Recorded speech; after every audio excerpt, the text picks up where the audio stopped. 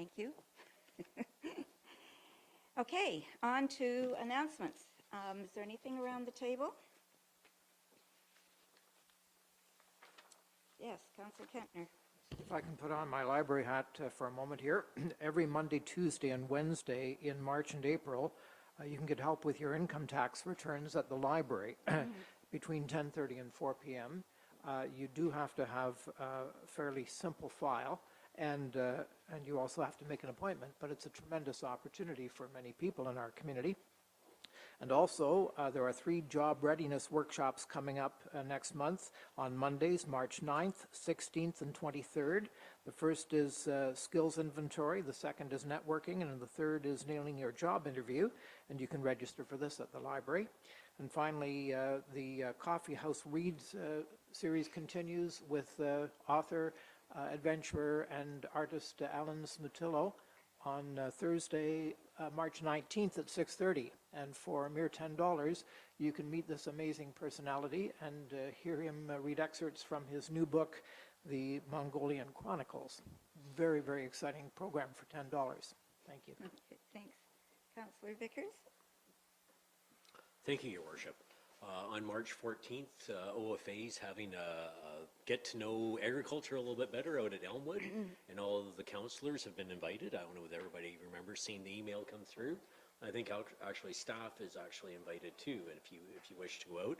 It's an opportunity to learn more about agriculture, Grey County's biggest employer and biggest contributor to the economy. And OFA puts this on just for an information only sort of purpose, and I think Your Worship was at it there last year, and hopefully we'll get to see you again this year. Thank you for that. There is one other one, if I could. Sure. The breakfasts at Riverside are starting here, Okay. and not till April, but I'm trying to get you guys warmed up good and early. I don't know whether I've got the exact date. I think they start on the 12th, but I'll look into that a bit more and get a date for you. Obviously, we got a little bit of time before you have to get on your way to Riverside. They're excellent breakfasts, lots of food for a mere $10 a piece. So if you have nothing to do on a Sunday and looking for a good meal, then head out to Riverside and we'll be more than happy to serve you. Thanks. Start the day right with a good breakfast. That's right. Thanks. Deputy Mayor. Thank you, Your Worship, and yes, I've always enjoyed those breakfasts. And I thank Councillor Kentner for the great lead-in to my first announcement. Our 5th annual Meaford Job Fair will take place on Thursday, April the 9th between 2 and 6 p.m. at the Community Centre. And this year we're opening the event up not just to local Meaford businesses, but to the surrounding area, recognizing how critical it is for all businesses surrounding us to source staff and to give people looking for work an opportunity to really see what's available. The event is being organized by the municipality, the Y Employment Services, and the Chamber of Commerce. There's no charge for businesses to set up a table. They just need to book ahead of time, and they can either contact me or Warren Monroe at the Y to book a spot. And my second announcement is on behalf of the Chamber of Commerce. They're hosting their AGM and awards presentation jointly together this year in one event in partnership with the Rotary Club, who will be presenting their Citizen of the Year Award. This event will take place on Saturday, March the 28th at the Meaford Golf Course, starting at 6 o'clock. There's no charge to attend, but you do need to reserve your seat ahead of time, so book that with Manager Kim Ware at the Chamber. The guest speaker will be Rob Voigt, speaking about Parkbridge life leases. And you all have around the Council Horseshoe some homework in front of you, the nomination forms for the Chamber. So I encourage you to fill those out in support of any local businesses or organizations that you feel have gone above and beyond this year. And for anyone listening, you can find those forms on the Chamber of Commerce website, or you can drop into the office to pick up a printed form. Thank you very much. Thank you. Anything from this side? Seeing none, I'll go on to my announcements. The municipality of Meaford has teamed up with local leaders to develop a well-being partnership, we're calling it. The partnership will be looking at risks that impact our community's health, safety, and well-being in order to create positive change in our community and to develop a community safety and well-being plan. The Wellbeing Partnership is looking to hear from those who live and work in the municipality of Meaford about their unique experiences and needs, and also about those that you are observing in our community. To provide your feedback on health, safety, and well-being in our community, please fill out our survey at meaford.ca/wellbeing. Hard copies are available upon request or can be found for pickup and anonymous drop-off at municipal facilities. Public consultation sessions will be held throughout the municipality as well as we move on, and we'll be announcing those dates very soon. I also would encourage you to learn more about how to get involved by emailing wellbeing@meaford.ca or visit www.meaford.ca/wellbeing. The second announcement I have is regarding the D&D pump storage commenting deadline. It has been extended by the Department of National Defence. This announcement was made just recently, and it extended from March the 31st to July 31st, 2020. So please, everyone, continue to submit written comments to Holly King, the section head, Directorate Real Property Services, 60 Moody Drive in Ottawa, K1A OK2, or by email to thirdpartyaccess@forces.gc.ca. And with that, I'll turn it over to Rob. Thank you, Worship. As Council is aware, the next step in the process for the municipality is for us to bring a report to Council highlighting the issues that we want to see addressed through this process. I had originally noted that we would bring in at the next meeting at the beginning of March. However, I think it's very important that when I do bring that report that all of Council be in attendance, and I understand that Councillor Vickers will be away. So on that basis, and considering the time frame being pushed out, I will be bringing the report to the second meeting in March and not the first one, so that all Council can be in attendance for that. Thanks, Rob. I'd just like to say thank you for the consideration. Hopefully it doesn't mess up anybody else's plan. Karen and I have had a vacation plan now for almost a year. So when the deadline was going to be the end of March, I felt that there wasn't anything else we could do. But when the deadline did get pushed back, I was hoping that this would happen. So I appreciate the work of the mayor and Rob, yourself, and hopefully it doesn't mess up anybody else's plans. So I'd just like to say thank you to everybody. It's important that everyone hear the report. We're all involved here. So now we're on to public participation, unless there's other announcements. I see none. And we do encourage public participation in the council meeting, and we always encourage our residents to inform council of their comments and questions. We do ask that presentations are pre-arranged, and we have one this afternoon with the clerk's department before the agenda is released. We also have part on the agenda for general questions and for deputations on specific items on the agenda, and certainly ask that anyone wishing to comment on that registers with our deputy clerk before we begin the meeting. So with that, I will welcome Bob Peel from the Meaford Chamber of Commerce, and Bob is going to be speaking to us about the members' directory. Sure. Chamber of Commerce. Welcome, Bob. Thank you. Nice I to welcome see the you. opportunity. So the Chamber of Commerce in 2017 applied for a grant, $4,500 that was received towards creating a membership directory and a full business directory. And we had a number of difficulties putting this together, but we wanted to give an update for money well spent. There was some inquiries as to, what progress had we made, et cetera. So we've been working away on this directory. We have all businesses in the Chamber directory at this point. We're in a testing stage at this point, just before we go public with it. All listings are free. All listings are available. We had started with a program called Member 365, and we've gone back to WordPress, and that's probably even too much information for all of us, but Vic assures me he can get there faster with that, and Vic is my favorite marketer, and he's on the board and helps us with our IT things. Since we applied for the grant, the Chamber went through 4 different managers and 4 different locations. And we kept starting and stopping and starting and stopping. But we are now on a path to completion. We figured by Q2 we will have the membership directory in place for all businesses, all service organizations in the community. It'll be free, and everybody will be provided with the appropriate information to update as they wish for their listing, for their logo.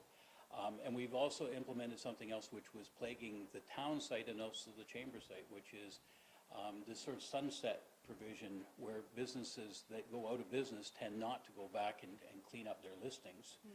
And then the information in a directory becomes stale because it's got, you know, deceased business information in there and all kinds of other changes.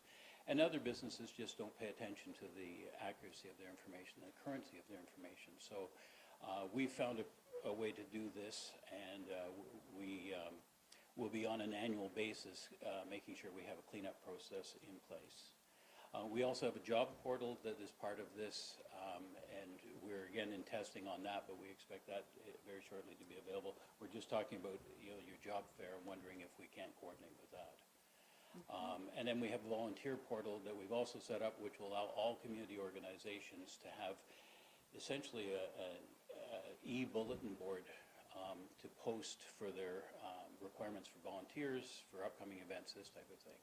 So we felt as Chamber of Commerce we should tell you how we spent your money and the progress we've made spending it. And you know, on a volunteer basis with a revolving door of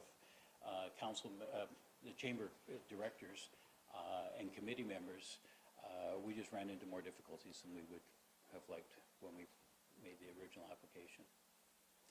So I'd open myself up to questions. Sure. I have one, and thanks so much for that. I'm just really curious because I think that's always been one of the plagues of directories is what happens when businesses leave.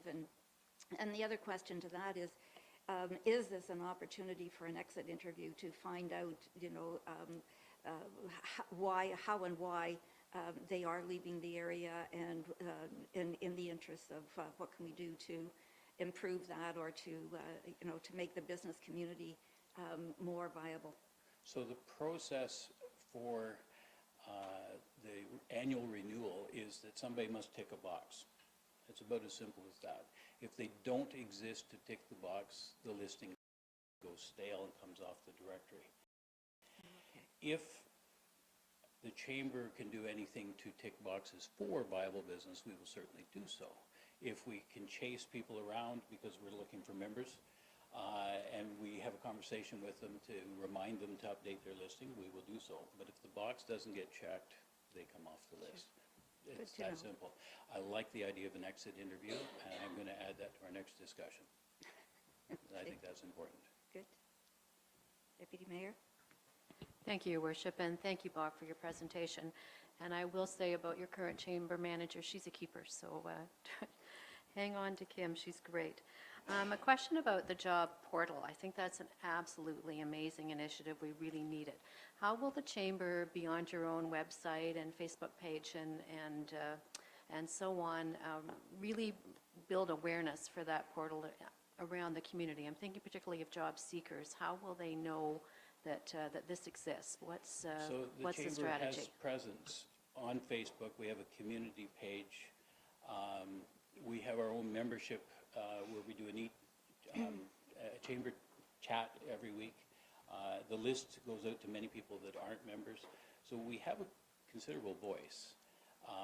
I'm not sure, Vic, is there anything else you would add to that? I would say that from the standpoint of job seekers, it's going to become apparent pretty quickly because people have to have, we did a little test and listings get picked up by Google and Google's specific job listing format within 24 hours.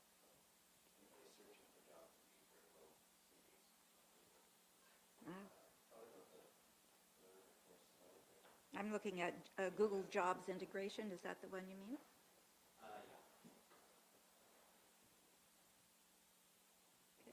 We're getting the hang of this social media thing. Anything further from council? Then I will thank you very much and wish you bon chance as you proceed with this. Thank you. Thanks for coming. We did have another presentation this afternoon, but it appears our recipient is waylaid, so we'll have to hold fire on that one. And there are no deputations on agenda items that we are aware of, but I do believe we have one public question. I would just remind this person about the listing here. Where are we?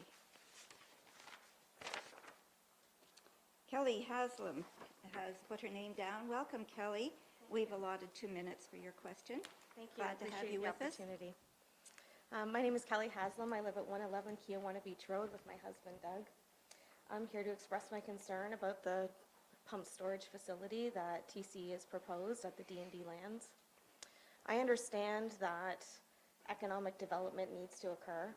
I know that, after my 25 years in the corporate world and now as an entrepreneur, I understand that the world needs to move forward and explore these things. I've taken the time to educate myself about the project, and then to hear what TCE has to say about their motivations, and I'm failing to see the need for the project, especially in juxtaposition to the potential harm of the project. So I'm very concerned about it. I would say that I've also heard you when you've said that you don't have a vote in the matter. What I'm here to request, my question, is that you take the time to consider the request of the people of Meaford when they say that they would like your help in understanding how we can oppose this or how we can stop it from happening, or help us to understand why it's necessary. Because so far the information that's been presented does not pose any sort of justification for the turmoil that it will cause to the residents of the area. Our home is very close to the proposed facility. I imagine that, the harm to us as well as people that are even closer will be significant. I also wanted to say that it may be the D&D's legal right to use the land in this way, but I do question the moral authority to use the land in this way when it was appropriated from your constituents. Thank you, Kelly. Thank you. Appreciate you coming forward and telling us what your thoughts are. We really appreciate it. I would encourage you to wait for Rob's report when it comes, and that will maybe provide some thoughts further on this. But thank you for coming. Okay, on to council inquiries. Anyone around the table? Councillor Bell. Thanks, Madam Mayor. At the last BIA meeting, the group asked me to ask of a member of senior staff about the Smith Tires building, that location that the municipality owns. It'll tie into a little bit of my report at the end of this council about the BIA, but the question is, I guess to Mr. Chapman, is there a date when the building may be turned into a parking lot? As the BIA is interested in the fact that we have a shortage of parking, and it was just a question that was asked of me to ask you. Through the mayor, the intention of purchasing the property was really just to protect future interest for parking in the downtown core, recognizing that we currently have, a use agreement with the developer for the old Canadian Tire lands, and if and when that property ever gets developed, then we're going to have a shortage. So I would say that the date that we would have to start working on parking is probably the same date when applications start rolling into the planning department for development of that land, because I would assume that probably within a year of that application coming into planning, we're not going to have a parking lot to use. So we're going to have to, make some headway at that stage of the game. Councillor Vickers? Through your worship, so this question, I guess, kind of goes along with it. So, since parking is a little bit short, is it all right to park in there right now? Like, is it, how does that work? Like, I see a few cars in there, but anyway, I'd just be interested to know what the answer is. Through your worship, it is a municipal property and people can't, it's not a formal laid out parking lot, but there is parking available subject to snow clearing. Obviously, it is available for people, a few people to park with the current situation. I would just add that as it's not a designated municipal parking lot, we would not accept any liability for any issues there because we cannot guarantee that the lot's being cleared appropriately.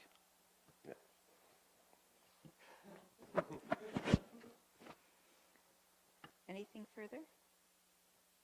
Okay, seeing none, we'll move on to the consent agenda.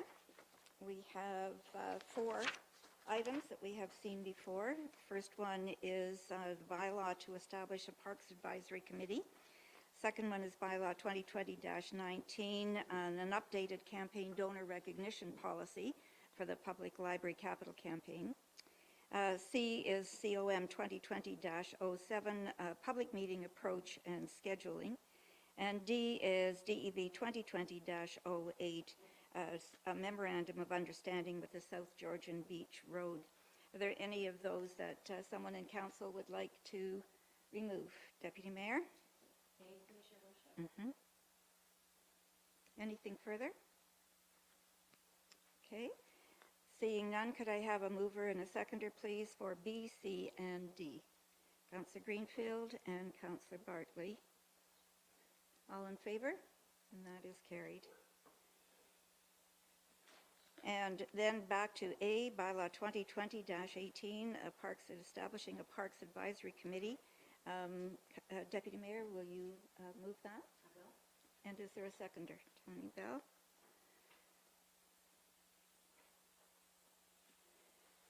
Okay. So does we want to speak to that to begin the discussion? Yes, Your Worship, if I may. So I don't want to give away any thunder, but in our draft economic development strategy plan, we have a set of guiding principles. The number one guiding principle is collaboration is the new leadership, and you've all heard me speak to that before, but that line really resonates with me. Collaboration is defined as people coming together in constructive ways with good information. Visions and strategies will then be created for addressing the shared concerns of the community. Community development involves continually improving relationships between people so everyone can take part in creating solutions. It's about empowering individuals and groups of people with the skills they need to effect change. It's about listening to the community and working with them to drive that positive change. This is exactly what we want to achieve through the creation of this Parks Advisory Committee.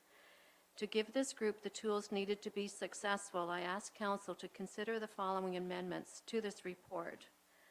Your Worship, I expect you'll want them presented one at a time. I have 6 of them.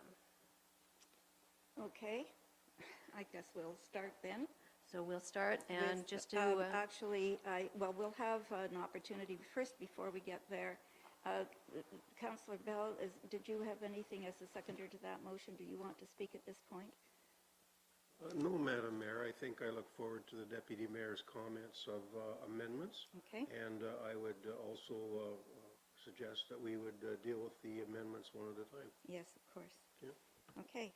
Let's hear the first one then, please. Thank you, Your Worship. So the first one is the suggestion to remove beautification from the scope of work as advising on all parks in the municipality, green spaces, all cemeteries and ball diamonds, and the Blue Dolphin Pool is already a broad scope of responsibility. And beautification is also addressed through our new economic development strategic plans. So my first ask is that we remove beautification from the scope of work. Could you repeat that, please? Have we got that up on? And the rationale for that, Deputy Mayor, was that you have mentioned there are some facilities in there as well? Yeah, the scope of work is broad. This group, in the terms of reference, would advise on all parks in the municipality, all green spaces, all cemeteries and ball diamonds, and the Blue Dolphin Pool. So I feel that that is a lot of responsibility already for the group, and that beautification, as I suggested, is mentioned in the draft report for the economic development strategy, and I think can be addressed through that avenue. I guess my concern with that is that we're not talking necessarily about parks and green spaces with cemeteries and Blue Dolphin, as they are facilities of our municipality.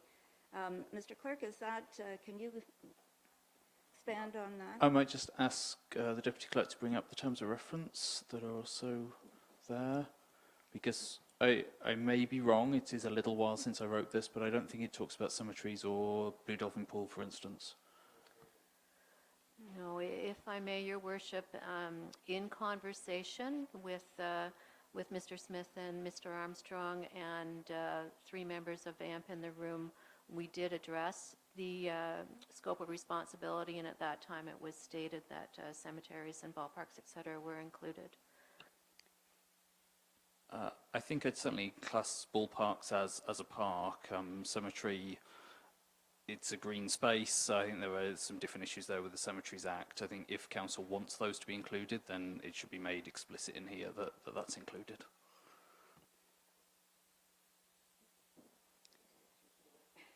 Yeah. Excuse me?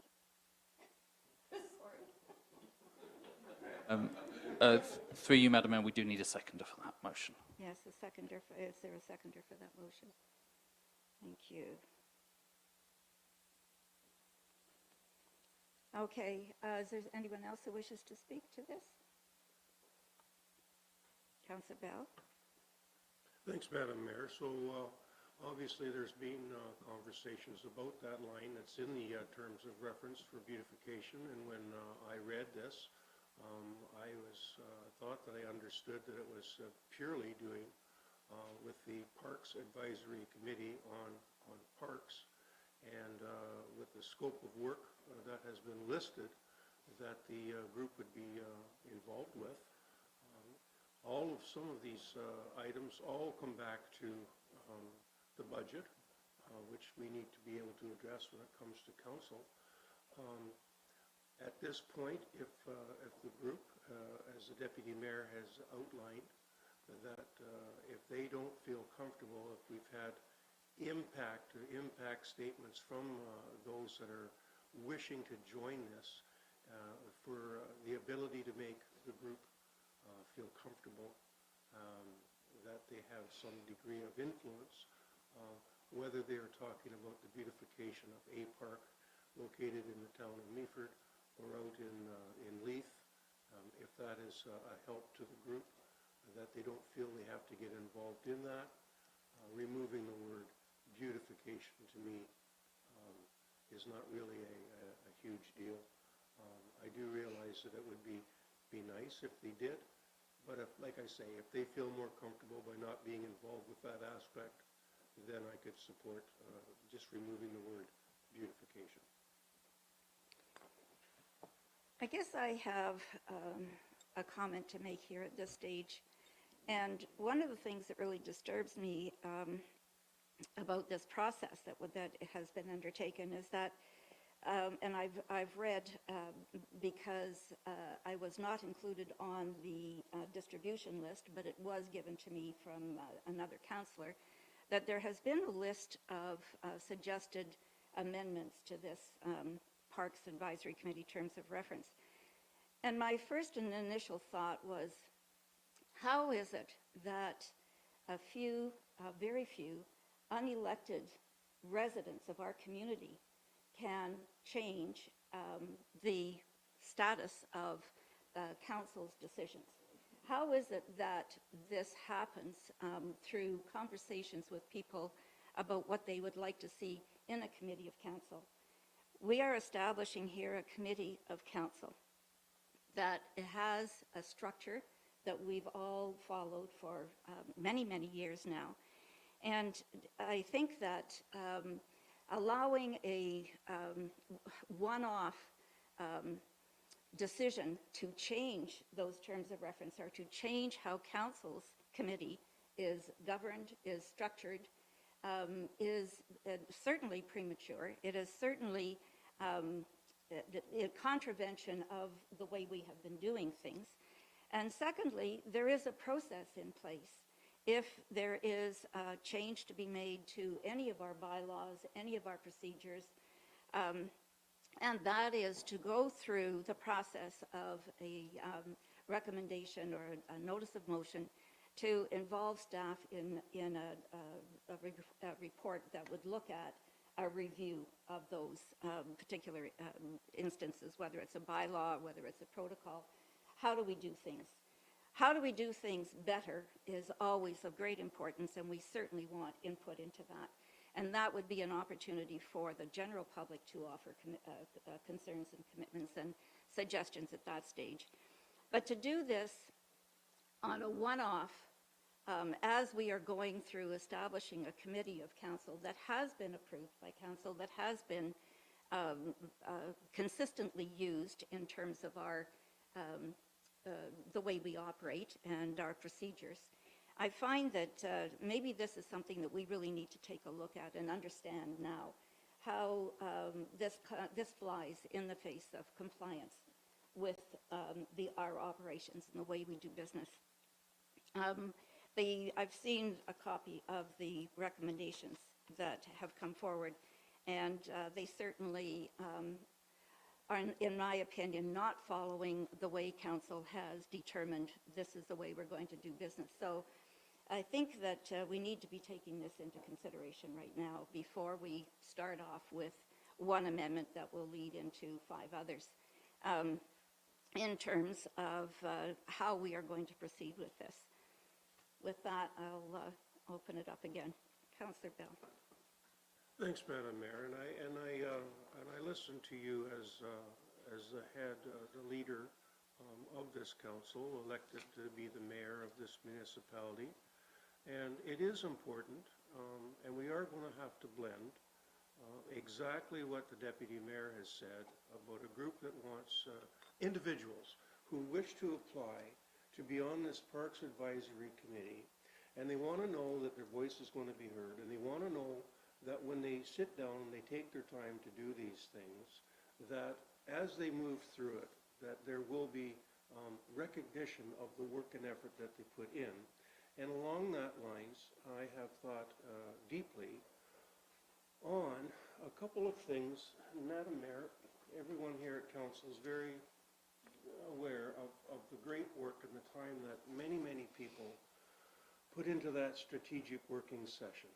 And some of the recommendations and the ideas, Madam Mayor, that you have read and we have read from those that wish to be involved in the Parks Advisory Committee, the opportunity does exist, Madam Mayor, for us to look at what it is that the residents of this municipality who offer up their time and expertise to do something, how that format is laid out, and it still represents council's desire to be and are the leaders.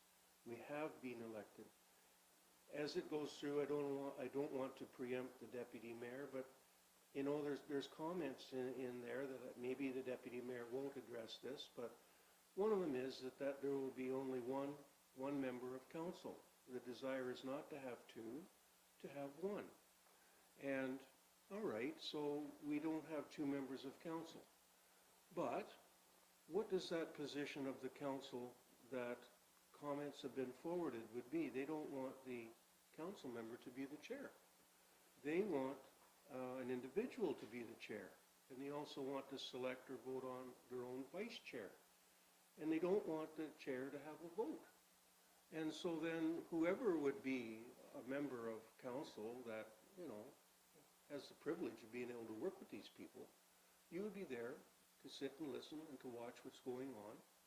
And from some of the suggestions, maybe I'm way off on this, Deputy Mayor, but when I pulled this up, you know, one of the things was that the community, one of the things here lacks trust in the municipality, and that is a very, very powerful statement. It's something that when the group worked through this, to have a challenge of that word that says that there's a lack of trust. I want to confirm to the people who spent their time on AMP and in the Kinsman and other people, the Friends of the Memorial Park, your comments to me as a councillor are invaluable. I appreciate your passion and your love, and I want to make sure that you understand that putting trust back into the municipality of staff and of council, when I see the suggestion that you don't want to have two councillors, is the feeling that council would try to steer you, try to over-influence you. I know that the associations and the working groups that I serve on, I certainly don't put myself in that position to be a usurper of ideas or a squelcher of conversation. And so, Madam Mayor, this is a very important conversation to have this afternoon. And at some point, we do need to work our way through in a very logical manner that between what the desires are for how they wish to see this structured and how council will look upon this. I mean, if the deputy mayor wishes to bring forward after this first conversation other components, I believe that from my aspect, when it says that there's a divide, another comment here is that there's a divide in our community. Madam Mayor, the very chain of office that you wear, I was instrumental in trying to unite this community together and bring people together and work with people together and put history to some degree behind us, but working hard for a very positive future.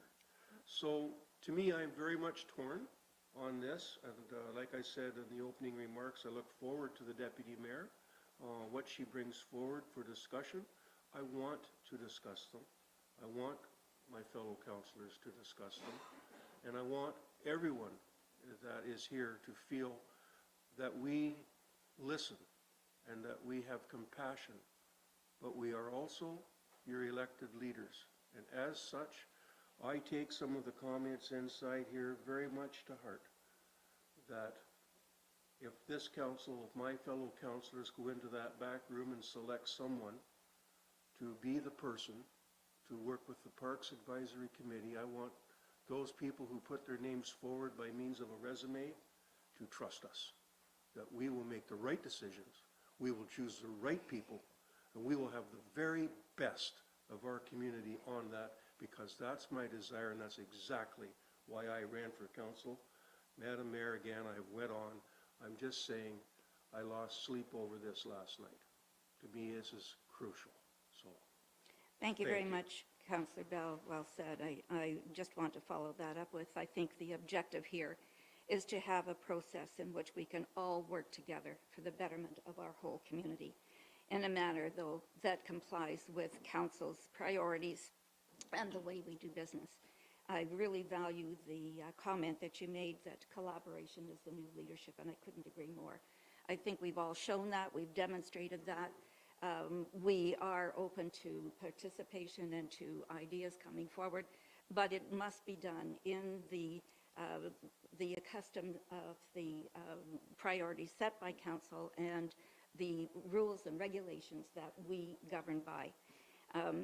I think that there is a way to make sure that all of this happens. If, through the Parks Advisory Committee, there is delegation possibilities, opportunities, and we all have a commitment there to make sure that we're all working for the betterment of the whole community, not for just those with a special interest, and unfortunately that's sometimes what we can see.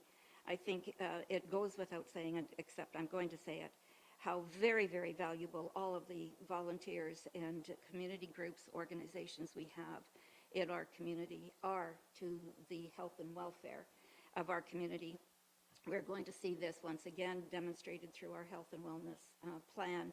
And it is just a source of pride for all of us who talk about the volunteerism that we have in our community. I think that we need to foster that. We need to continue it, but we also need to understand that our responsibility as council is to consistently look at the health and wellness of the whole community, not just special interests and special agendas that may or may not serve the whole of the population. Councillor Kentner, you had a comment. I did. I believe that Councillor Bell is quoting from the strategic plan. So if the strategic plan says that there is a distrust of council, why would going forward on the basis that we always have, doing exactly what we always did, which is always right, why is that the path forward? I think, Councillor Kentner, if I may jump in with an answer to that, and certainly look to our staff for comments as well. As I've mentioned, there is a process to deal with areas where we want to change, things that we want to make a change within the confines of our bylaws and within our accepted protocols and processes. And process is always the key. It's the standard by which we govern. Good governance is what it's all about. If we have the ability to change at the drop of a hat or as a one-off for the bylaws and the protocols that we have created and we have approved, without the benefit of having the time to look at all of the consequences that this might happen, this often comes back to bite us. And I think it's the wrong way to go about it. But by going through the process of looking at if this is what council wishes, looking at the consequences of change, what changes do we want to see, what changes would be more helpful in the process, that's the way to deal with that issue, not doing a one-off on individual cases that come up. Councillor Bartley. Thank you, Madam Mayor, and I do respect your comments. Thank you, Councillor Bell. Now, I have the amendments in front of me that are being asked for, and truthfully, this does not change the terms of council or the way council operates. This is a brand new Parks Advisory Committee. It is not going to be a cookie cutter document for another advisory committee. This talks about parks. It's different. The people putting that sent me these amendments have hundreds of hours into this now and are going to have hundreds of hours in it from this point forward. So I truthfully don't see problems with 90% of their amendments. The original terms of reference were put forward by staff. They did an excellent job. It's wordsmithing or whatever you want. I have no issues with these amendments going forward because these are the people that are going to be working on it. And it does not change it. It does not knock down the way council operates. This is a brand new terms of reference for Parks Advisory Committee, and we should do it and get it done right today. And I don't have an issue with 90% of these. I have an issue with your first one. I have it, and it doesn't say cemeteries at all in here. Thank you. Councillor Greenfield. Thank you, Your Worship, and thanks to everyone for the comments and opinions. Always very interesting. First of all, I don't have a list of the 6 amendments. My opinion that amendments should arrive at the council table during the council session, and for some councillors to have advantages of these amendments, I feel it's a little unfair. Having put that behind, I'm looking forward to them coming forward and more discussion. But I want to go back to the one that's up on the screen because I have a very basic question to ask. Municipal beautification, I'm taking that as aesthetics, that the advisory committee doesn't really want to get into whether we have hollyhocks or goldenrod in the parks. They're really more interested in the nuts and bolts of the park, not the operations, but the settings, of the park. So have I got that right? Is that what we're trying to push aside in this First Amendment? And if it is, then that's all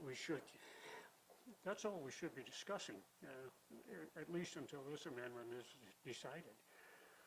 Thank you. Thank you. Councillor Vickers.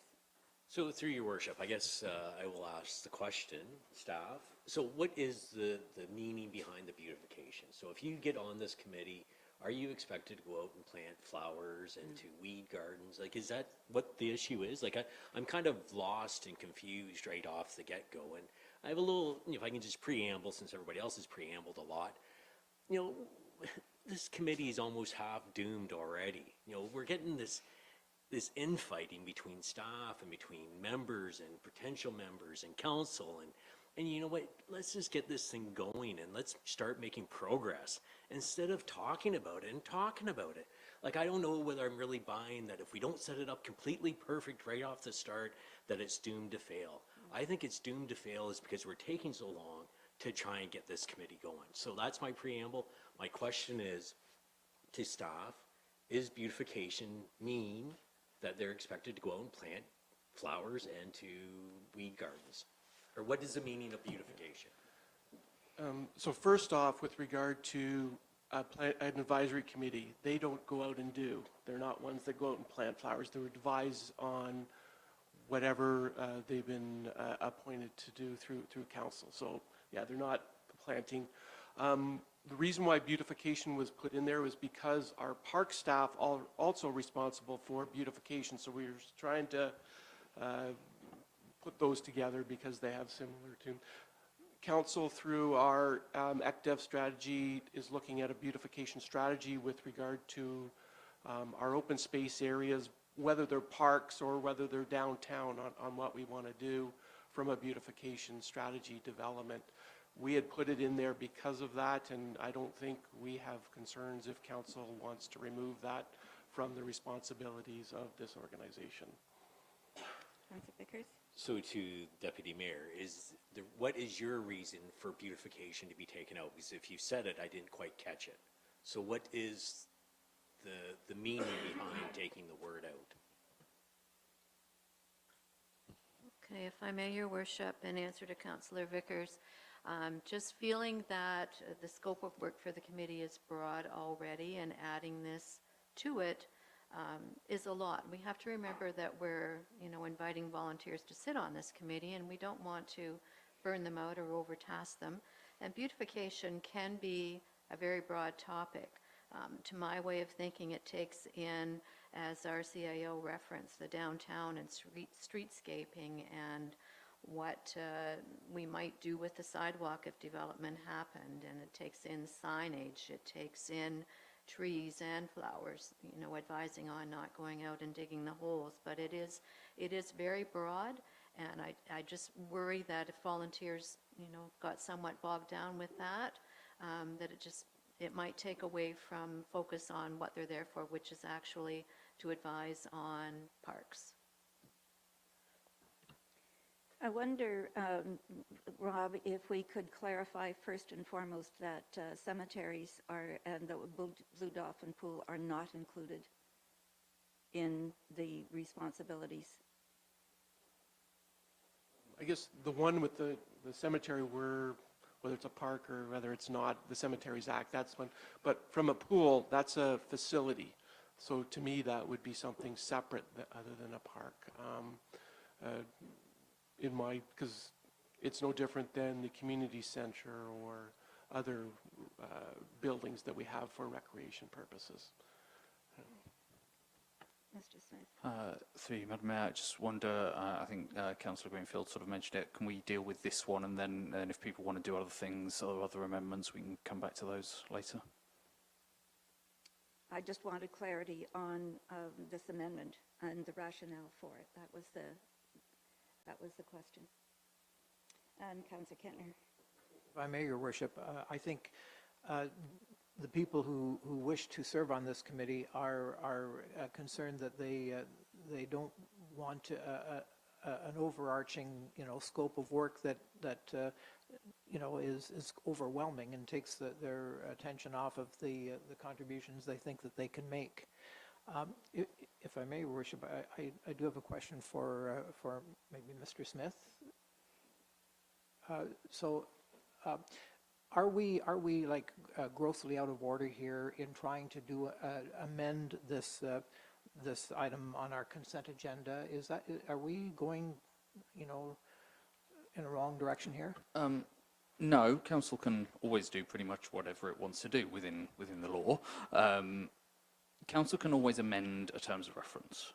I think what some of the comments that I had last week, and without wanting to speak for the mayor, that I think she's saying today is that this is based very much on all of our other terms of reference, and so when council asked for a terms of reference, you got one that was based on previously.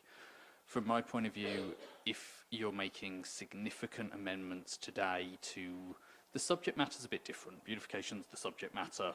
That's for council to decide the scope. But if you're wanting to make significant amendments to how the committees run, then I'd like some guidance on whether you intend for those sorts of changes to be made for all of our advisory committees, or whether for some reason this is a special case. Anything further on this particular amendment, and that it is up on the board there? Okay. Are we ready to call the question on this one? Yes, all in favor? Okay, that is carried.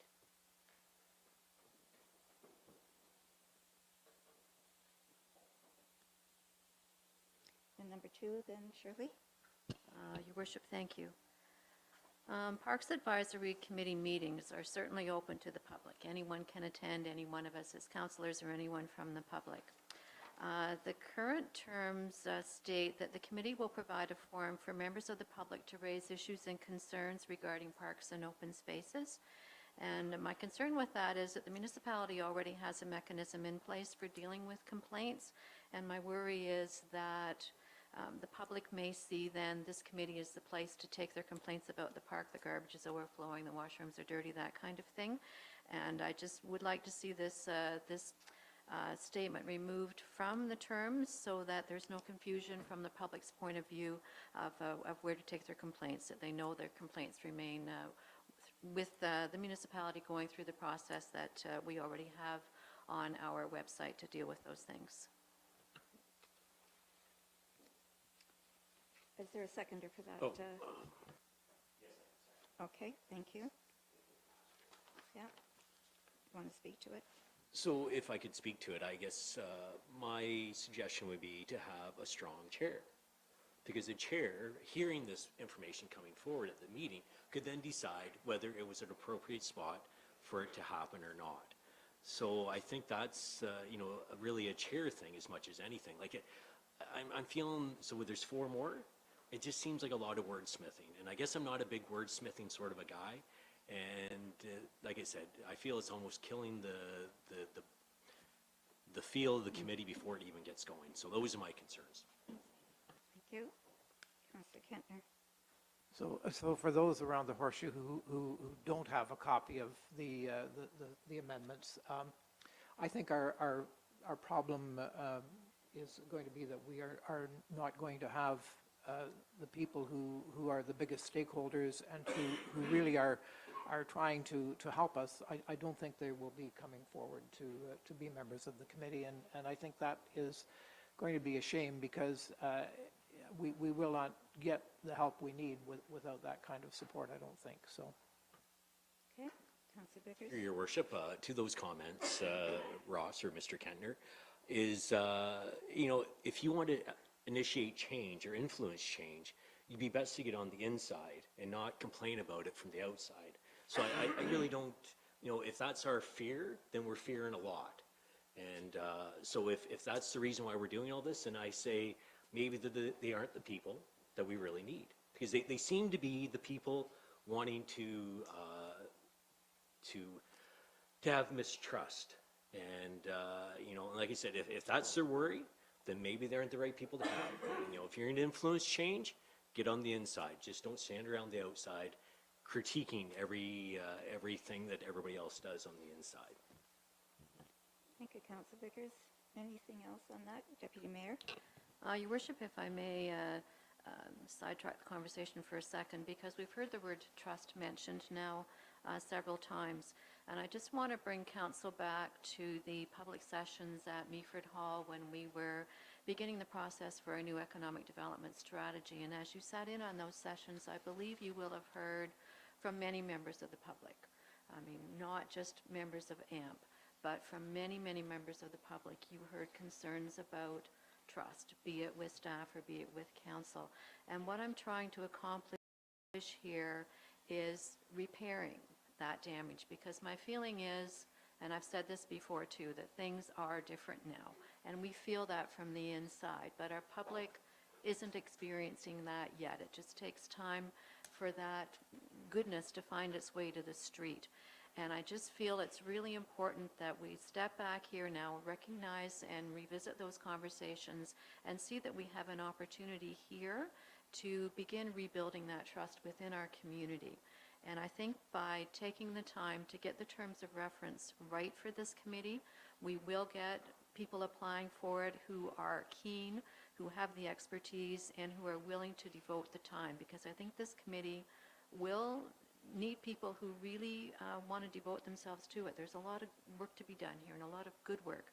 And I just want to make sure that we set the groundwork properly so that people, as Councillor Kentner said, will want to be part of this, will be excited to be appointed to it, and will move this committee forward and bring back good advice and good recommendations to this council that will really be an advantage for us. Councillor Bell. Mayor, I really appreciate Councillor Vickers on this one, and I think that the Parks Advisory Committee should be open to listening to things from the public, and otherwise it becomes a closed loop. And I think Councillor Vickers, you're on the nose that they will need a strong chair. Thank you. I'm on for leaving it. Okay. Anything further? I'll call a question. All in favor of this amendment? 3, 4, and that is carried. Okay, number 3. Your Worship, thank you. The third one deals with membership of the committee. The current terms suggest 7 members. I'm going to suggest we move to a total of 9, and certainly with a councillor, and then inclusive of 8 citizens. 3 representatives from service clubs, because we have a number of clubs who invest significant financial dollars in our parks, and I think it's appropriate that they have opportunity to apply for this committee.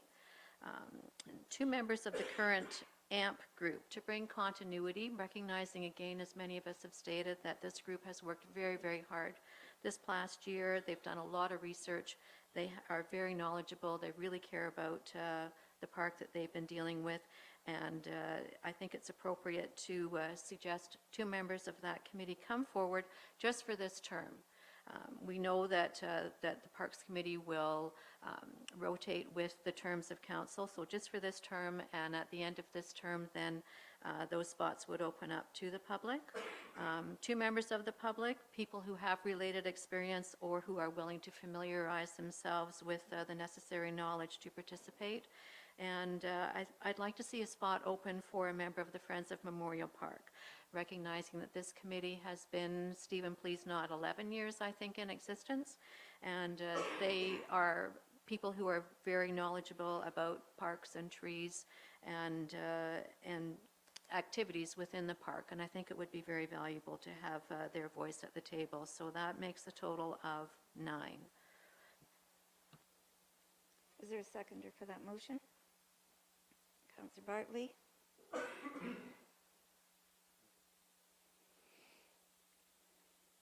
And comments? Councillor Bell? Councillor. Thanks, Madam Mayor. I don't have a problem with increasing the size to 9. That, to me, would make for a very robust advisory committee.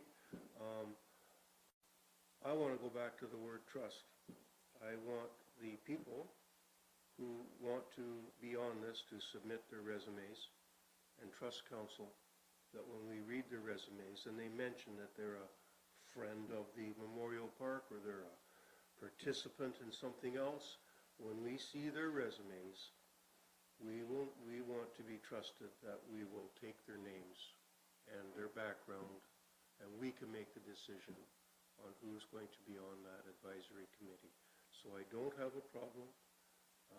And the 9, Madam Deputy Mayor, is reducing the request from 2 council members to 1.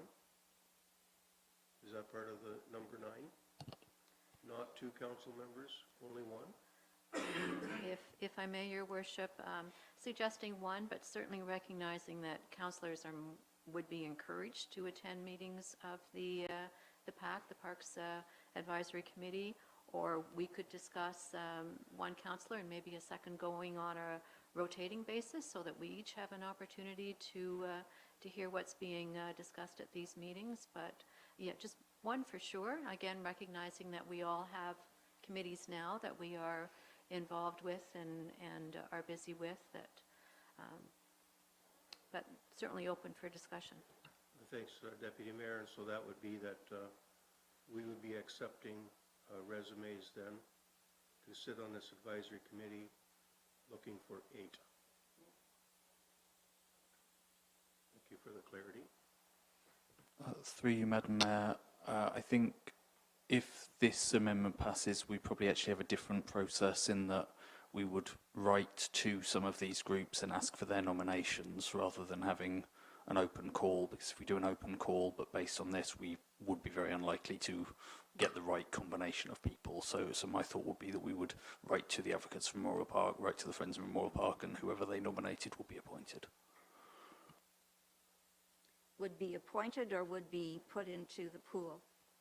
Would be appointed if council was going to meet Yes, the requirements of the terms of reference. So the choice then would be made, the choice is to have these definite representatives of those groups. Councillor Greenfield. Thank you, Your Worship. First of all, I don't have a problem with 9 members on the committee. I would like to see 2 council members, not necessarily one of them being a chair, but 2 council members, and I'll start with that mainly because I have noticed around this council table that sometimes different council members have different ideas and different opinions and different interpretations of what is best for this municipality. And to limit it to only 1 councillor opinion, as I say, I'd like to have the opportunity for 2 different opinions from the council side on this committee. As far as the 7 members of the public, I'd like to see a broad cross-section of representation from stakeholders from across the municipality. Include all geographies of the municipality in this committee. I think that's essential. We cannot restrict this to one certain area of our municipality. And I would hope that when the applications are put forward, that our applicants and the rest of the general public will trust council to make the most appropriate choices. I'm not sure that we need to recognize any particular groups. I think we're very, very cognizant of some members of the public who have put a lot of work into studying our parks, 1 in particular, and I'm sure we will keep that in mind. But as far as endorsing Group A, B, or C at this time, I don't think that's the right way to go. Thank you. Councillor Bell. Thanks, Madam Mayor. I want to reflect back, I think, on my first term here. We were really called out by the media on another situation, and the call out was, where did the transparency go for calling for members of the general population to apply for a position on a board? Because what came to council was, we need to do this now, here's the names of the people, let's do it, let's get it in place, and it was done. And it was the media who called us to task on where's the transparency of that? Where did that disappear to? Where did our process go? And I'm not forgetting that. And so tonight, with this, again, trust this council to put the people who put forward their applications, we know who they are, to trust us to select their names. So, on this one about saying that specifically from specific groups, I want to see their resumes, and I want us to make the choice. Thank you. Deputy Mayor. Thank you, Your Worship. So perhaps the way to approach this is just to make sure these groups are aware that there is an opportunity to apply. So perhaps I could suggest that a letter, email be sent to these groups so that they can then, if they wish, designate members of their organizations to apply for the committee, and council can take it from there. Is that an amendment to your amendment? I think that, shall we do it that way? Through you, Madam Mayor, I don't think that's an amendment at all. I think if council wanted us to do that, we would just do that. I mean, we have a standard procedure for how we tell people about these things, but it wouldn't be difficult to write to interested groups. Okay, thank you for that. Councillor Vickers. Through your worship, so for clarification then, we'd have them all kind of lined up that these are the applications from the service clubs, these are the applications from AMP, and these are the applications from the citizen members. Is that how it would work then? I'm kind of losing it. Maybe I shouldn't be concerned about logistics, but it is a bit of a concern. Through you, Madam Mayor, I think logistics actually is really important here, and so the way that I would see this, what we would normally do, if council were to say we want a member from a group, we would contact that group and say, nominate the person that you want to be appointed, and then that person would automatically be appointed. So if you do this, the only resumes that you'll see were for the 2 citizen member appointments, whereas if you leave it as it was, then you'll see all the resumes and you can consider who are the most important people to have involved. So through your worship, the other question I have is 3 representatives from service clubs. So which service clubs are we talking about? Is there specific ones, or is it like should it, if we're going to have 3 clubs, then let's get their names on there, because all of a sudden it could be somebody from the Leith Hunters and Anglers Club, like, you know, it could be anything. So if we're going to kind of get into this wordsmith, and let's get into it right up to our waist. Let's think, though, about openness and transparency and inclusivity. Anything further? Councillor Greenfield. Thank you, Your Worship. I'm going to make a friendly amendment to the amendment and ask that we have 2 members of council and that the applications for membership be open to all. Okay. Can I do that, Mr. Smith? I think that is beyond the scope of a friendly amendment because it is completely different to what's on the table. I suspect that the best way of doing that would be to make a decision on this one, and then if this one was not successful, propose a different amendment. Okay, hold that thought. So I asked the question, I was hoping that I'd get an answer. What service clubs are going to be given the token reps from? Your Worship, if I may, there are a number of service clubs who contribute financially to our parks, both in the urban and in the rural area.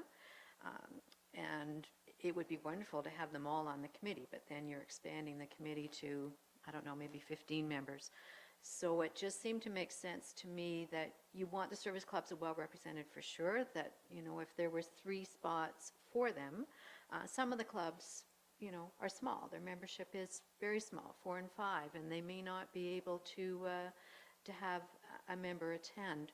But I just feel it's important that there is significant voice at this table from those clubs who do support our parks in a big way. And I can list the ones I know of, but I'm sure I would leave some out.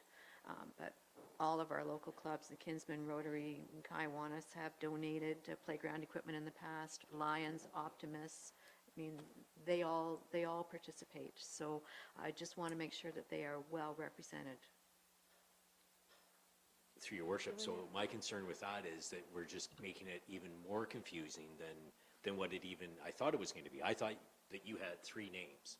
It was going to be A, B, C. But it looks like, out of all of them, we somehow have to get 3. So I'm a little concerned about naming the service clubs on this.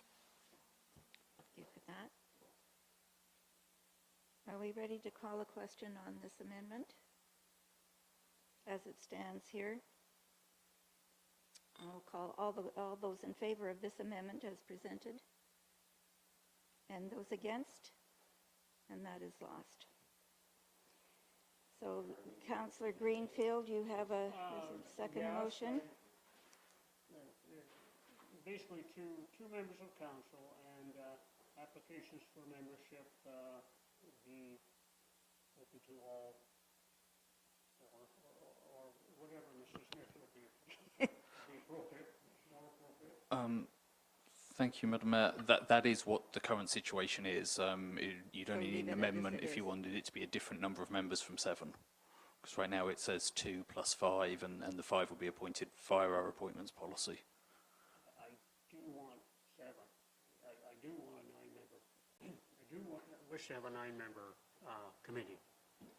So the amendment would then be just to replace the word 7 and 5 with 9 and 7. I'll just do that on the screen right now.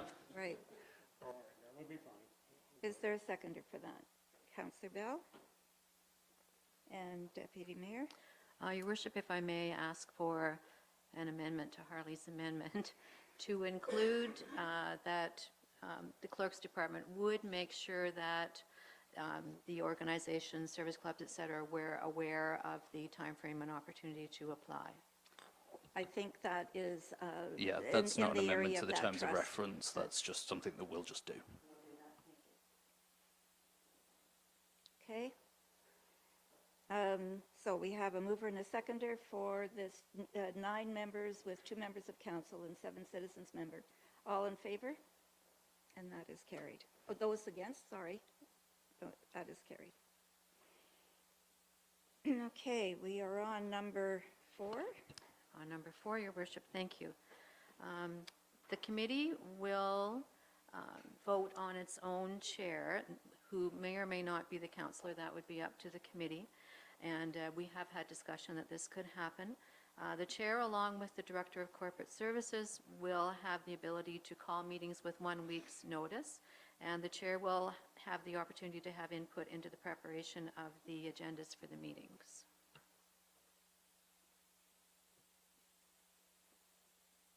Okay, is there a seconder for that one? Councillor Kentner? Through you, Madam Mayor, the only thing that I have on the screen is that to replace a member of council shall serve as the chair with a chair and vice chair shall be elected by the committee membership.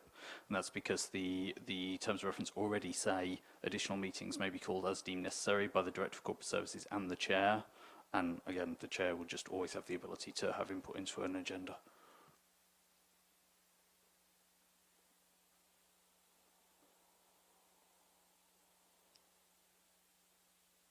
So you're taking out the member of council as being the chair, but the chair or vice chair can be elected and could be the member of council.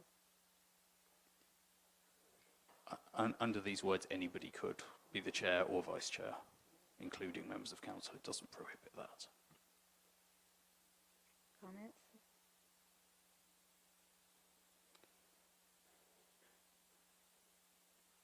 I think one of the things we need to keep in mind with this too is the responsibility of the member of council.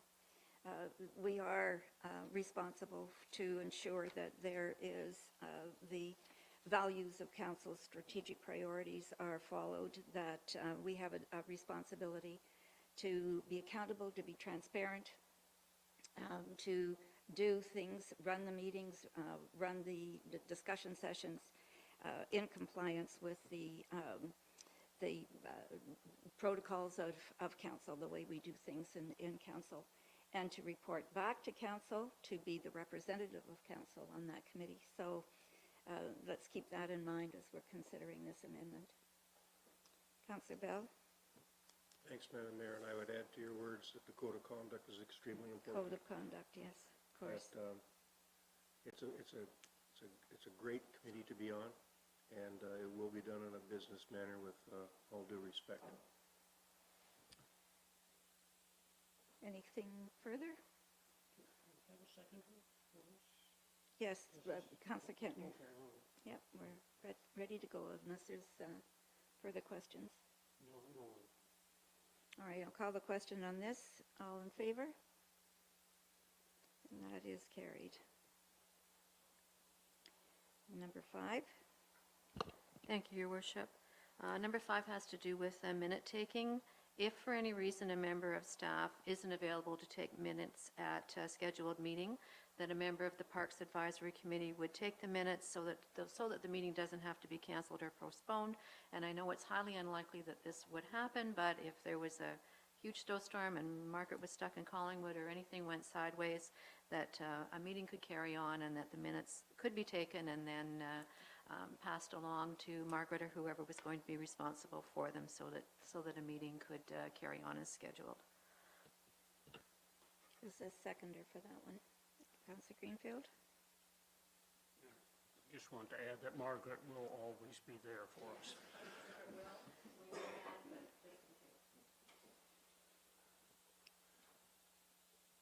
Any comments? I don't know why this is necessarily.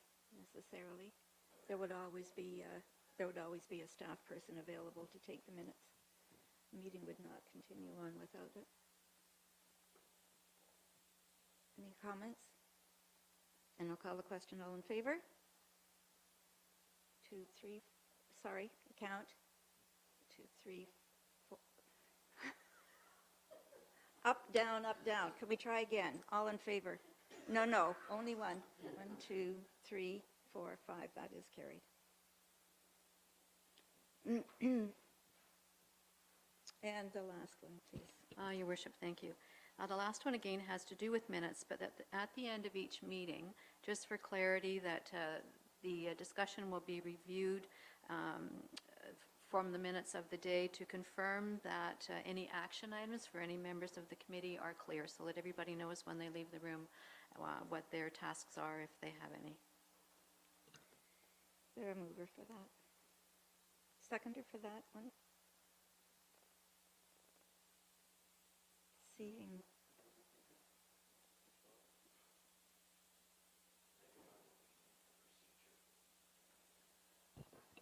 If I may, Your Worship, at the end of each meeting, just to take a few minutes and review the discussion of the day, particularly in relation to any action items, if there was anything that any of the members were going to go off and research, or they were going to get in touch with another municipality to see how they handled something in their park, anything of that nature. If anybody on the committee had put their hand up during the meeting to say, yeah, I'll do that, just to review at the end of the meeting so that everybody knows what their responsibilities are, and the rest of the committee know that, you know, Shirley's going to go and make that phone call and report back at the next meeting, just for clarity at the end of the meeting, because we don't typically do that now in any of our committees. And I just feel it's important that in this particular committee, because there's likely going to be a lot of work for the members to do outside of the actual meetings, that there's just clarity before people go home of what their jobs are.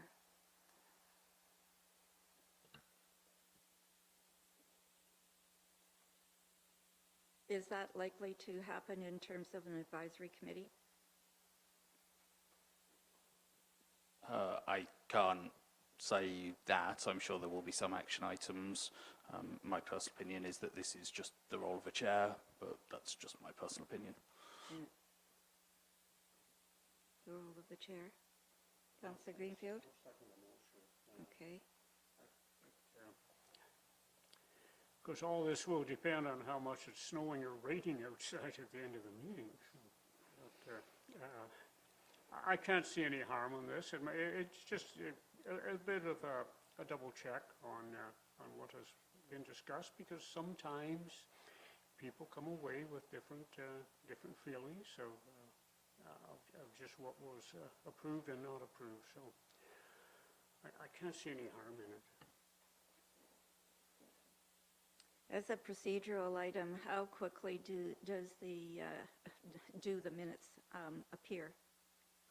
So actually, we're just trialling, Council may have already noticed this from council meetings, we're trialling a bit of a new way of doing this in actually getting draft minutes up on our website within 2 or 3 days of a council meeting. Our intent is to do that with committee minutes as well, but I think sort of action items are separate from minutes. Councillor Greenfield. Thank you again, Your Worship. Just going back to the previous amendment, if indeed someone from the public who wasn't experienced in taking minutes did get that job, maybe this review might be advantageous, just to get things straightened out. Okay. Any further questions, comments? I'll call a question. All in favor? And those against, that is carried. All right, we have an amended motion going forward. Mr. Clerk, do you want to let us know? Councillor Bell. Thank you, Madam Mayor. The Deputy Mayor did not bring one item forward, and I want to bring it forward, and I don't want to do an amendment, but I want to bring it out and put it out in the public for conversation. The council would approve the priorities that the group determine and identify. And to me, that is 100% budget. For a group that gets together and says they've identified something and that this council will just go like this without discussion, I would not do that. That is a budget, and that is one of council's major responsibilities. We will take into consideration everything in due course. But that was one of the things that was put down, and I only bring that out because I would not support that. That is budget. So, thank you for just listening to me. Okay.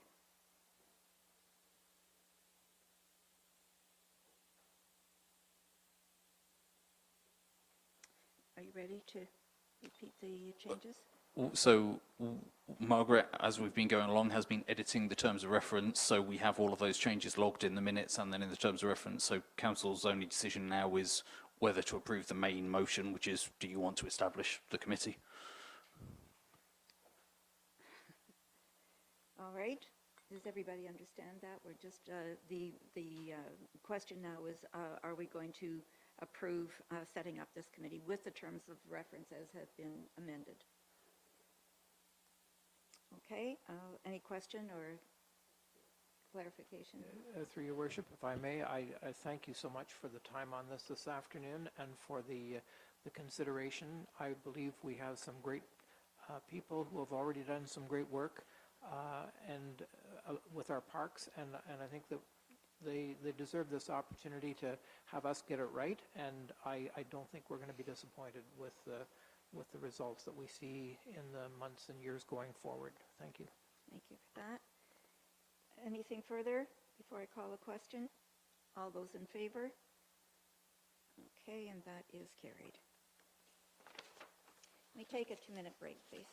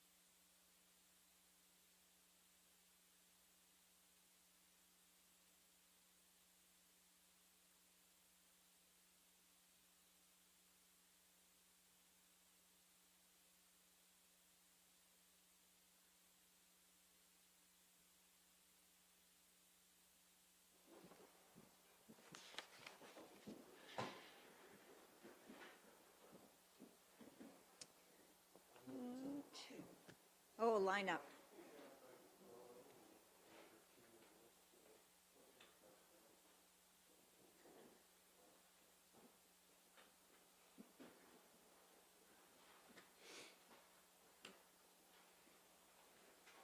Okay. You need to get up and stretch every now and again, don't you? All right, we'll come back. Here he comes. We're all set. Welcome back, everyone. We are on to items for consideration. The first one, DEV 2020-04, is the closure and transfer request on a road allowance adjacent to 423020 on Harbour Drive. I have a mover and a seconder. Please to put that on the table. Councillor Bell, Councillor Bartley. And over to you, Rob. Yeah, thank you, Your Worship. So this is in relation to a public meeting that we had not too long ago for the consideration of an unopened road allowance coming off of Harbour Drive.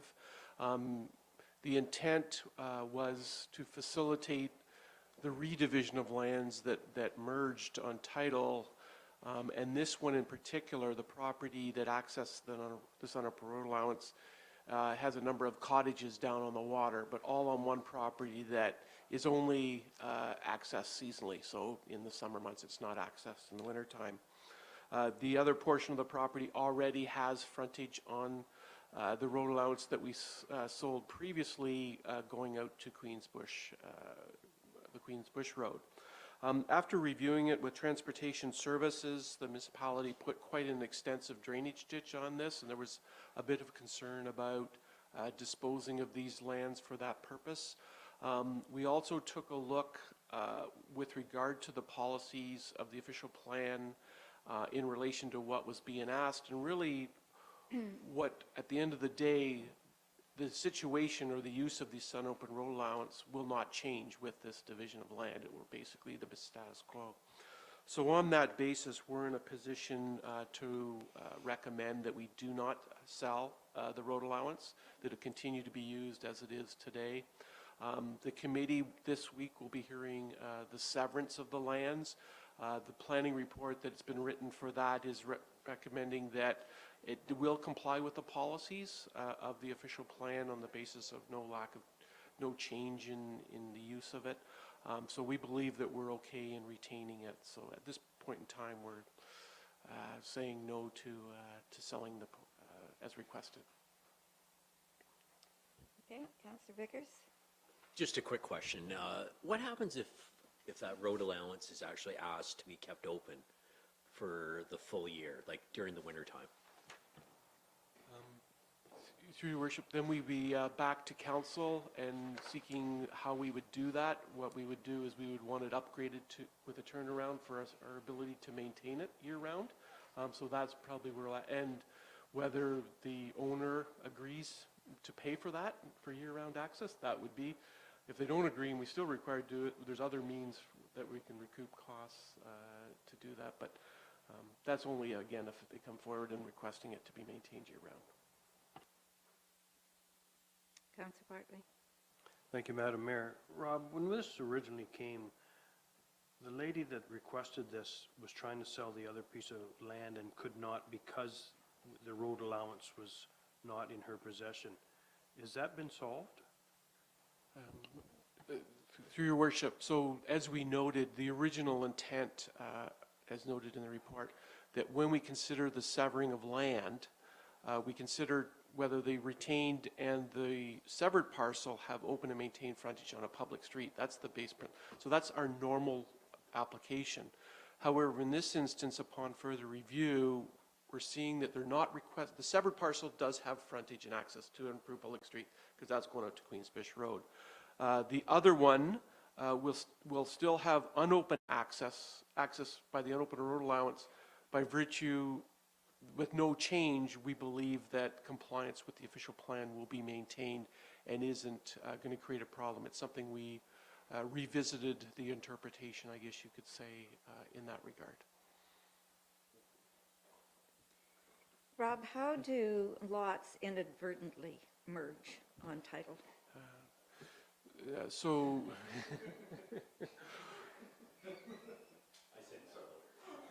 Bad lawyers. he's not wrong. Basically, if properties inadvertently get purchased and the properties are put in the same name, then depending on how they were created, they could merge on title. They're only protected from merging is if they have been severed since 1978. They won't merge if they've been severed. Or if they're part of a registered plan of subdivision, they will not merge. So those are the only two protections you have against merger. So by putting them into the same name, they merge automatically. It's Curious terminology. Anything further for Rob? Then I'll call a question. All in favor? That is carried. Second one is COR 2020-07, the award of a request for proposal for a state of the infrastructure report for the Meaford Wastewater collection system. Can I have a mover and a seconder, please, for that? Councillor Greenfield, Councillor Bartley.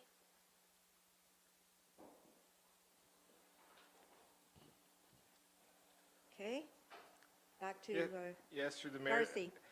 This is a purchasing report, and we had to beg the clerk's department to allow this to go on consent agenda because you haven't seen it before. There is some time sensitivity to this. Chris can explain more if you need it, but ultimately what we're trying to do is get this thing awarded so that the consulting can get started, because we would like them to go out and collect inflow and infiltration data for this spring. So they need to get started in March and April. So if we waited to go through a two-step process, there's a good chance that they wouldn't actually be able to get all of the flow meters in and then get the appropriate data during the spring runoff. So that's why we brought it here just as a one-off. Now, unfortunately, it's also over budget quite a bit. So we do need additional money. The advantage for council is that with all of the moving balls with this efficiency grant, we have still found ourselves left with $61,000 that has been unallocated. And that's because we had a report that came to council just a couple months ago, and it had a whole bunch of options, and that report was changed on the fly by council to take money away from funding new initiatives and to put it all towards concession A, so that then the money that was allocated towards concession A could be put into a reserve for bridges. So I know that you've all followed that. The problem with that report is that it didn't take into account that we'd already funded part of concession A with this efficiency funding. So there wasn't enough expenses for concession A to use up all of the grant funding. So the good thing about it is that this falls right in line with what the province really wanted us to do from an efficiency funding standpoint anyways. So this is going to help us out with our long-term inflow and infiltration, hopefully give some good options to Tori and Chris with regards to inflow problems, infiltration areas that we have to work on, which hopefully means then that we're treating less stormwater, which pushes out the need for a wastewater treatment plant expansion. So hopefully the intention of this is that it saves us a whole heck of a lot of money in the future, so that we don't have to put in an expansion of the wastewater plant. We can just rehab the really bad pipes, and that'll save us a lot. Okay, thank you for that. By the way, this is into the committee. We're not in committee of the whole here, so we can deal with that. Councillor Vickers. So I have two questions to your worship. So the first question is, so now that you started talking about how we were changing where certain monies were going, was the intent was to try and get the money that was left over into bridges, a bridge fund, was it not? So does that change? Like this 61,000, does that basically come out of the bridge reserve fund, I guess is what it's called? Through the mayor, no, because based on the recommendations of council, concession A was supposed to be funded, at least in large part, from prior year surpluses. Now we're funding 100% of concession A works from the efficiency fund, which means that all the money that would have been allocated to concession A from the surplus is now going into the bridge reserve fund. So this is still additional leftover money that we actually have to allocate, have to spend by March 2021, and we have to, provide a report back to the province on that. So we can't just throw this extra money into the bridges reserve fund because we won't have been able to spend it by then. Yes, one more? Yeah, so I didn't know whether, I thought Matt was going to say something.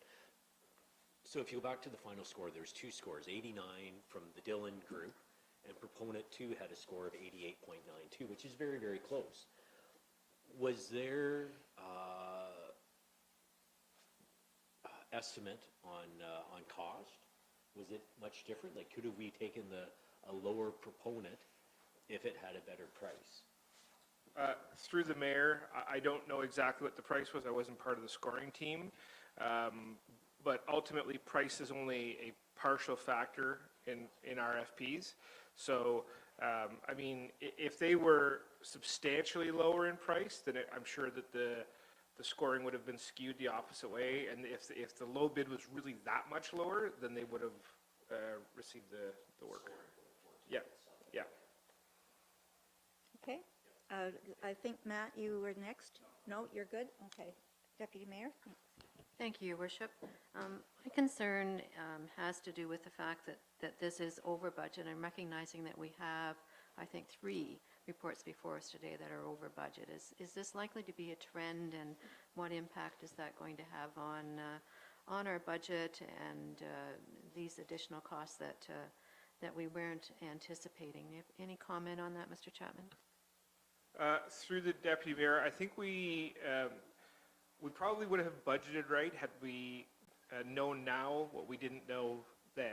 It kind of sounds like a bit of a song. We've been getting CCTV inspections of the sewer for quite some time, which are great. The problem is that CCTV inspection didn't come with any kind of scoring.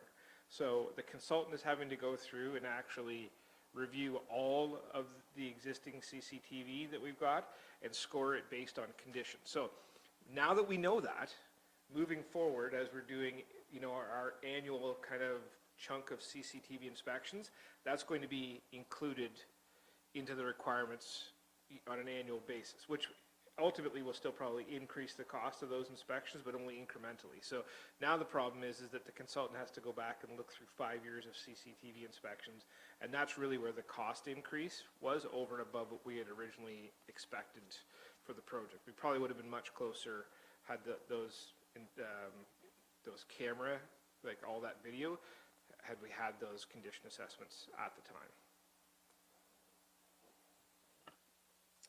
Anything further?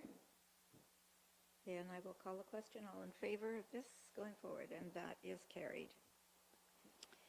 Moving into Committee of the Whole. Can I have a mover and a seconder for that, please?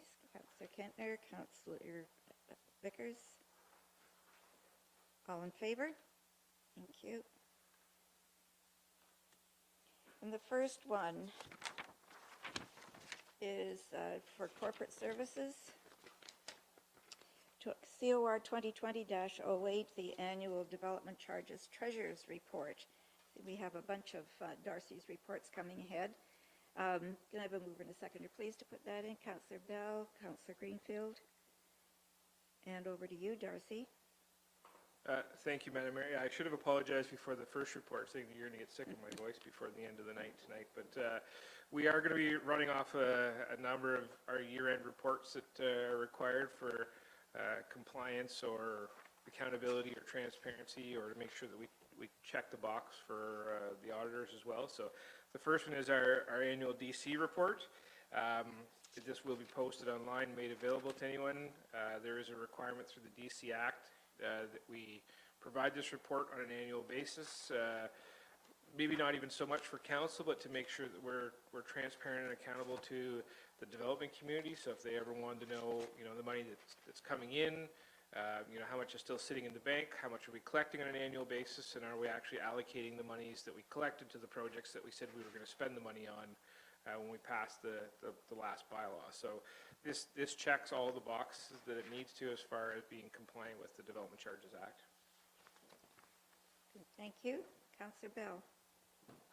Thank you, Madam Mayor, and thank you, Darcy, for this. It's an encouraging report. And everybody read the fact that at the beginning of 19, it's just a little over $3 million. About $500,000 was collected. We got $90,000 in some interest. And at the end of the year, they're $3.4 million type of thing. My question to the treasurer would be, so that we got a healthy DC reserve, would there be opportunity to apply more DC charges to the current library build? Through the mayor, no, there is not. In fact, on Schedule 2 of the report, it lists all of the different projects that are within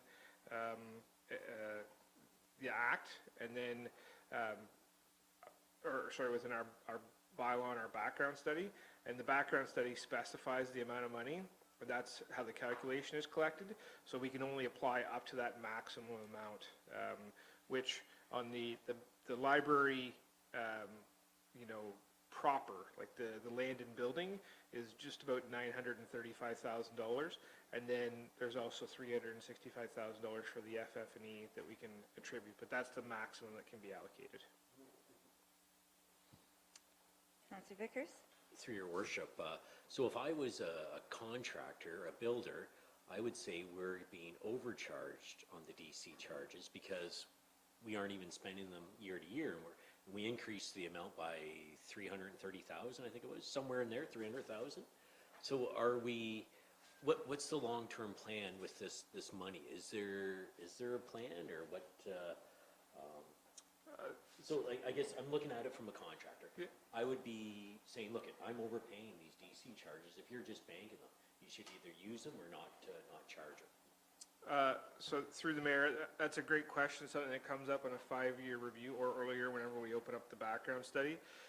Ultimately, this is part and parcel of development. The biggest shares that we collect money for are in the water and sewer side of things. So it's really dependent on when that growth trigger is, right? So we may be collecting development charges for some components within the water and sewer systems that we may not have any, even if growth was to really pick up, it might be 15 years out before we actually do that work, but we're collecting now because development pays for its proportionate share of those costs, right?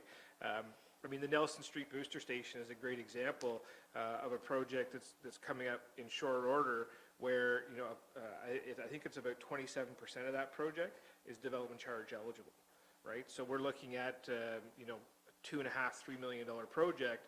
So ultimately, we're going to be taking, $700,000 out of the pot of DCs when that project's done. This year, we funded from development charges $200,000 towards the library project. But like I just mentioned, we're up close to $1.3 million that's eligible for development charges. So at the end of this year, we could draw $1.1 million out of the total DC funds. So, all of a sudden that $3.4 million is now, $2.3 million, right? So it's just really about timing as to when the projects happen.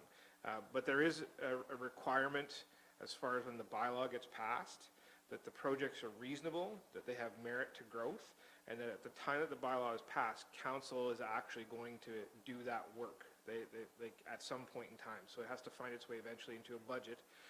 On the flip side, the DC Act also allows some flexibility. So we were always, just because we just did a PIC for Legion Park. In the background study, it talks about building a bridge, right, over Legion Park. So that has to do with parkland improvements. We also have a project, we're going through right now with the Center Street landfill. That project isn't in the development charges background study. If council sees merit to taking some of the money, and instead of putting a bridge between Beautiful Joe and Legion Park and taking that money and allocating it towards Center Street, to try and update and provide new park space, there's a reasonableness to that we're doing it for the benefit of growth and development. So there is some flexibility, but, parkland or parks money, recreation money still has to be used for that, and it can't be, intertwined between the different funds. Yeah, so the other thing I should mention is that we are going through the background work right now for a new background study. It's expected to be brought forward to council probably end of April, early May, and that will include all of the hard services, and then with changes to the legislation that just recently happened in 2019, all the soft service stuff, so recreation and parking, library, all that comes under a community benefit charge, and it's expected that we'll have that part of the charges captured and calculated by the end of this year. So we'll have new charges for developers by the end of this year for all the different things that we can charge for. They are, but we'll have to update them based on new costing and whatever the projects are that fit within the ability for development to actually pay for. Deputy Mayor. Your Worship, thank you. So just if I may ask clarification, Mr. Chapman, the community benefit charges, they won't necessarily increase the amount of DCs we'll be charging, that the current DC will kind of be split? Well, through the mayor, we'll actually, when we get to, July 27th, which is the end date of our current bylaw, so we have until then to pass a new bylaw. The way the legislation is that the new bylaw will incorporate all the hard services, so roads, water, sewer, and fire. That will move forward with a new development charges bylaw. The existing charges for all the soft service stuff like library and recreation will stay in place until either we get a new community benefits charge bylaw put in place or December 31st, 2019. Or sorry, 2020. So the end of this year. So we have a little bit more time to deal with the soft service side of things, and that's because the province still hasn't yet finalized all of the requirements, kind of the inner workings of the legislation for the community benefit charge. So the province is, I think, struggling right now with trying to make everything right, because the minister has come out a number of occasions, different events like AMO and so on, saying that this is going to change, it's going to be greater certainty for the development community, and municipalities will not lose their revenue streams. The problem is that there's 250 of us in the province of Ontario that actually charge development charges, give or take, and we all charge different rates based on different growth, based on different needs. So there is not a one-size-fits-all, and I think that that's what they're struggling with right now, is trying to figure out how they're going to implement this, making sure that it doesn't overcharge developers in certain areas, but also doesn't mean that some municipalities lose their ability to collect revenue. Councillor Greenfield. Thank you, Your Worship. I just want to add that development charges is one of the very, very few substantial revenue generators that the province has given to municipalities. We've got taxes, we've got user fees, we've got transfer payments, but development charges is really, it's been a blessing. And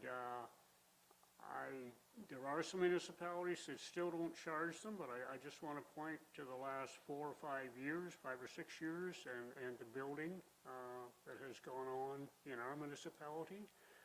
Doesn't appear as if the development charges have been a deterrent to construction. So I say thank God for and maybe McGinty, oh God, never thought I'd say that, for development charges. Okay. Anything further? I'll call the question. All in favor? And that is carried. Now we're moving on to COR 2020-09, the 2019 Municipal Investment Performance. Councillor Bell and Councillor Greenfield. I have to look over the other side this time. Okay. Back to you, Darcy. Yes, Your Worship. This is always, usually a good one to report on, because it means that we've got extra money in the bank that we really didn't have to do a whole lot of work for. So I'm happy to report that the municipality overall throughout the entire portfolio made just about 2.9% on returns, which works out to about $554,000 for 2019. Now, in excess of $350,000 of that gets allocated to the various reserves and reserve funds that we have. But what this really means, from the tax side of things, is that at least for 2019's year end, What we were originally expecting, in and around $60,000 of investment revenue, is probably going to be somewhere closer to between $160,000 and $200,000. So that will add to either the surplus or help to offset some of the costs that were non-budgeted that we had to deal with in 2019, like all the Memorial Park work or something like that. So this will certainly help make sure that we don't slide into a deficit for 2019. Okay, thank you. Questions, Councillor Vickers? Your Worship, so the $1.5 million that was invested in the one fund that had a great return was pulled out, and it's sitting in just cash? Through the mayor, no, I'm sure that it'd be in some other kind of a GIC. But ultimately, we have requirements, I believe it's Schedule 2 or Appendix 2 of the report, sorry, Appendix 1 of the report, that talks about the investment allocation and the maximum that we're allowed to have. So no more than 50% of the total portfolio can be in GICs, and then parts can go into the one funds as well. But ultimately, the one funds was very volatile because the stock market was up and down quite a bit during the year. So, to be honest, I kind of decided to take the $90,000 and run before, we lost some of it. So we just went into a little more conservative investment going back into GICs. Deputy Mayor. Thank you, Your Worship. Mr. Chapman, since you mentioned the word surplus, can you give us an indication of where we're sitting then for 2019? Is it going to be this full amount, or some of that is already needed for repair work from erosion issues? Through the mayor, I've got a bunch of stuff that we're still finalizing. The auditors just started on site today. My expectation is hopefully, as long as everything goes well, we'll have a report to council at the next meeting on the surplus. I am, based on a few things that have happened over the last couple weeks as we're trying to get year-end done, I am expecting a surplus for 2019. At this stage of the game, I couldn't tell you exactly what that number is going to be. Councillor Bell. Thanks, Madam Mayor. This is a nice report, and I just want to say again to my fellow councillors to enjoy the moment, because 2 weeks ago I said that we had the debt that we had, and I think I said that we had about 14 million into that. We're at 17 million, so again, enjoy the moment because we're in great shape. Well said. Okay, anything else? I'll call a question. All in favor? And that is carried. COR 2020-10, the 2019 capital project funding, and I'll look over this side this time. Thank you, Deputy Mayor and Councillor Vickers. Over to you, Darcy. Yes, Madam Mayor. This is always an interesting report because it kind of gives council and the public overall a good snapshot as to what happened in 2019. We actually provide an appendix that lists every single project that was done, the amount of money that was spent, and all of the funding sources that were used. A lot of this is also highlighted, rolled up very high level within the report, within the couple tables that you provide there. Certainly we strive, generally speaking, to do better than what this report suggests, that we spent, give or take, 65% of what was budgeted. Ultimately, it's highlighted in the report, there are 4 main areas that account for the majority of it. So we budgeted about $13.4 million in expenses. We hit $8.8 million, so there was $4.6 million that we didn't spend. Now, council did not approve the tender for Fourth Side Road for Frogs Hollow, so that was $724,000 that was not spent. You got to remember, when we do budgets, we're budgeting in September for the whole next year. So in September of 2018, the project seemed to be moving along fairly well for the library, and we expected at that time that the entire library project was going to be done in 2019. Project still moving along well, still on budget, but certainly we didn't spend the whole $4 million that was budgeted. We only spent about $1.4 million. So that left $2.4 million effectively under budget, even though it'll all be spent in 2020. There were some user rates projects that weren't done that amount to about $500,000. The biggest one being the clarifier rehabilitation, much like the library. Same thing, we budgeted $1.5 million to do that whole project in 2019, and about $400,000 of that is spilled into 2020 for the project to get finalized. The last one, which was a favorable one, is that we had two major bridge projects that we did work on, Shields Bridge and Sykes Bridge. Both of those projects combined were done and came in under budget, just over $415,000. So those 4 items alone make up $4 million of the $4.6 million. So in reality, you strip out those 4 things, some of which were kind of uncontrollable, some of which were just a matter of project timing, and we were much closer to actually being 90% of what we had budgeted. And there, of course, are pluses and minuses throughout that I wouldn't explain every single project to council, but I certainly wanted to highlight those 4 big ones. Okay, thanks. Councillor Bell. Thanks, Madam Mayor, and thank you, Darcy. Earlier in the evening, we had some discussion about the word trust. And when I look through the capital projects, this is one area during our budgetary conversations that when members of senior staff bring forward projects to be done, where they believe they can be done, what they believe is the right number to be done and to be considered. It's easy to go back. The report filled in right back to 2014. Sure, you could add it up and say, well, if we only budget $7 million, looks like we can get rid of $7 million all consistently. But what you've just said, from what we approved, it was important that we do that, to do the things that we need to do. But it's also in your report that council is to focus. I think that's the word that was in the report, on the budget and on the capacity to spend. I think I wrote down those words. That is something for us to consider mightily when we go through the budget. Again, it is to focus on the budget and with our capacity to spend. And I think Councillor Kentner, you talked about that in the last budgetary round. So there we go. Councillor, or Deputy Mayor, you had. Well, Councillor Bell took the words right out of my mouth, so you probably said it better than I did, and thank you for that. Okay. Councillor Bartley. Thank you, Madam Mayor, and I just wanted to add to Councillor Bell's, and tell me if I'm wrong, Darcy, because the naysayers are going to jump on us. We're budgeting too much and we're not getting the work done. But out of the 4.6 million that we didn't get done, I see most of that being spent very, very shortly. So it's just a matter of timing.